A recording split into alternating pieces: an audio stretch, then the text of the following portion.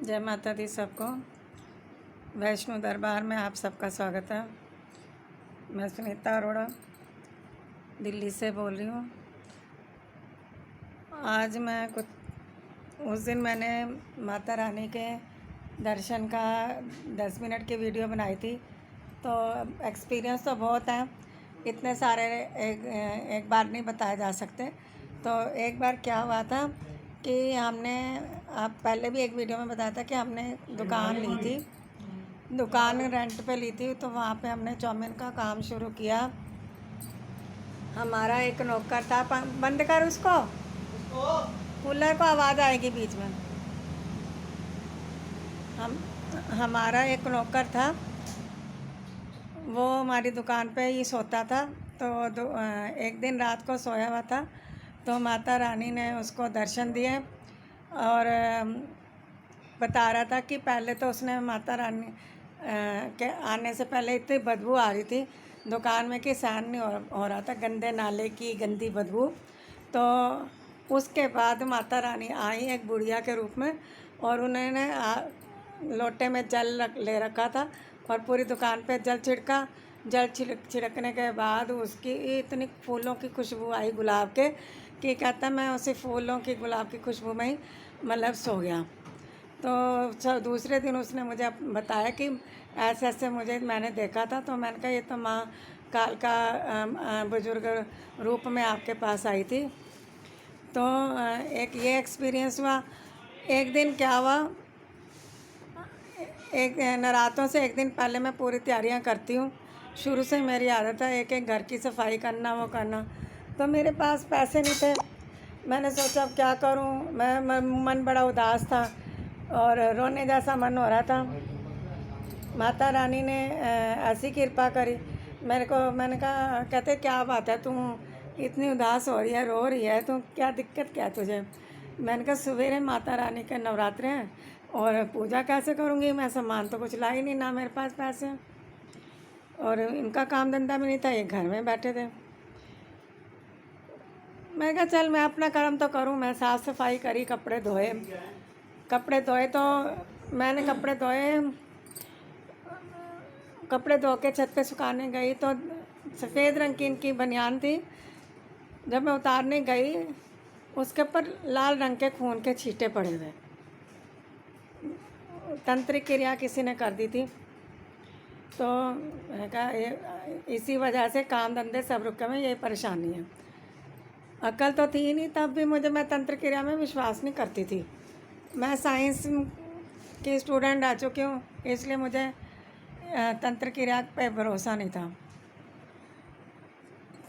और साइंस में मेरे नंबर भी फुल आते थे। मैंने कहा चलो कोई बात नहीं, माँ से रो के माँ से प्रार्थना करी। अब मुझे और कोई रास्ता तो आता नहीं था, ना मुझे कोई जानता था किसके पास मैं जाऊँ।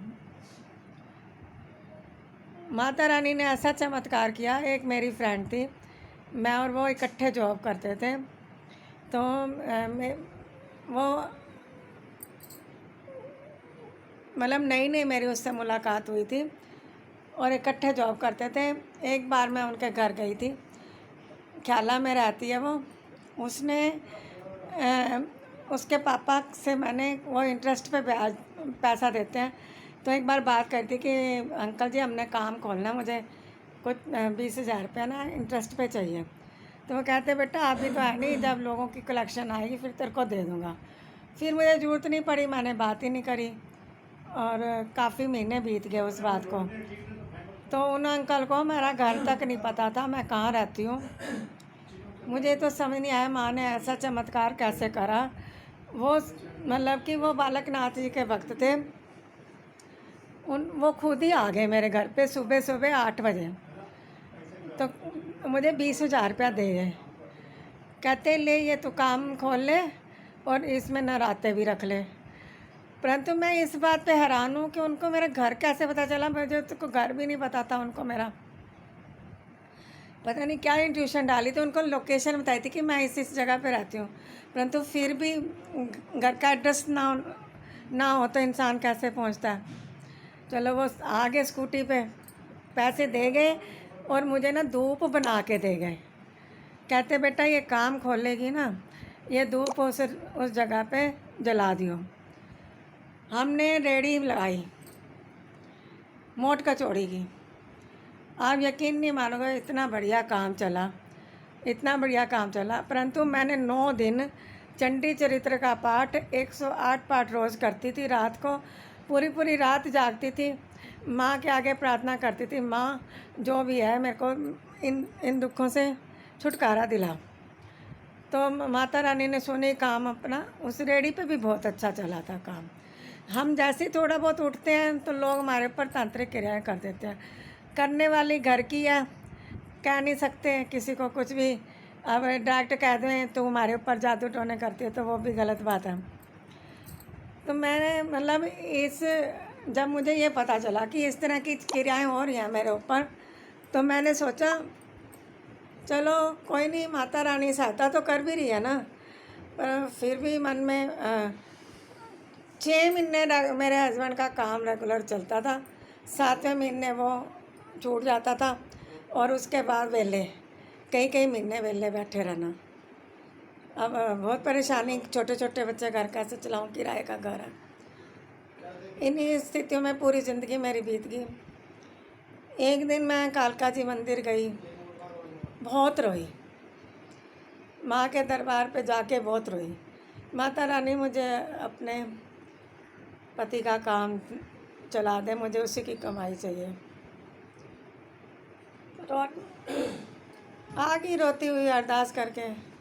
बसंगीपुर में एक माता जी हैं, जनकपुरी में, नींबू वाली माता जी के नाम से मशहूर है। मेरी एक फ्रेंड थी, उसको माँ काली की चौकी आती थी, तो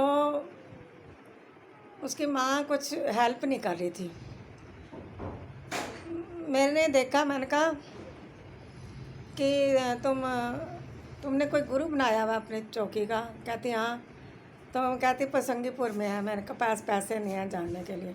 मैंने कोई बात नहीं, तेरे पैसे मैं देती हूँ, अगर तेरा कल्याण होता है तो मैं तेरे साथ चलती हूँ। मैं चली गई उसके साथ। गई तो वहाँ माता जी बैठी थी। उन्होंने ना बैठते ही मेरे को, शक्ति को पहचान जाती है, उन्होंने मेरे को आसन दिया। कहती कि बेटा तू मेरे पास बैठ। मैंने कहा माँ जी मैं तुम्हारे पास कैसे बैठती हूँ, तुम इतनी बड़ी गद्दी के मालिक हो, इतने सारे लोग, मंदिर भरा पड़ा है तुम्हारा, इतने सारे लोगों को आप देखते हो। नहीं कहते सुनीता, उनको मेरा नाम भी नहीं पता था। उन्होंने बोला सुनीता तुम मेरे पास ही बैठेगी। मैं कहा अच्छा चलो कोई नहीं, माँ की आज्ञा सिर मत्थे पे बैठ गई।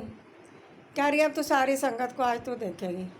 मैंने कहा मैं देखूँगी माँ, मुझे तो कुछ आता नहीं, मैं क्या देखूँ। कह रही याद कर, बुला माँ को।